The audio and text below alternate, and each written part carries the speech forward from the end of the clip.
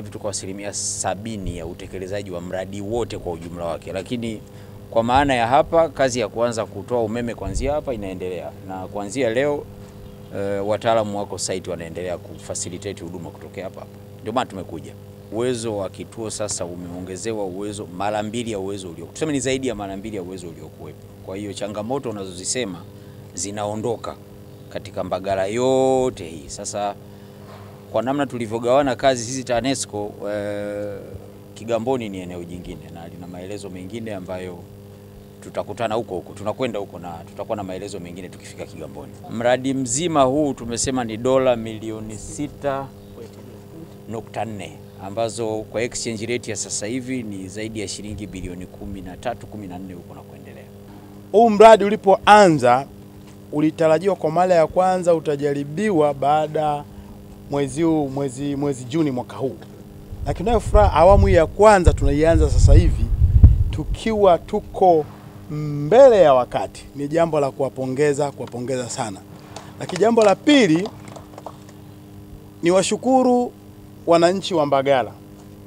Tuliwaambia wao wavumilivu, umeme muda sio mrefu utakuwa stable, na katika muda wote huu wamekuwa watulivu, hawajaleta taharuki, mpaka mambo yote yanakwenda vizuri. Hii phase unayoiona ni phase number 1. Utapata megawati 500 na megawati 50. Baada hapo kuna phase nyingine 2 zitakazofuata. Tuna uhakika tutakuwa na umeme tuliokuwa nao hapa zaidi ya mara 2. Viwanda vyote vya Mbagala ambavyo wamiliki wawekezaji walikuwa wanalalamika, sasa umeme utapatikana wa uhakika. Kwa sasa mahitaji ya umeme wa Mbagala yanaongezeka kila kukicha. Kwa sababu kwa mazingira ya sasa hadi tulipelekewa kuhamisha baadhi ya wateja kwenda kwenye vituo vingine ili basi kuweza kupunguza mzigo mkubwa kwenye hichi kituo.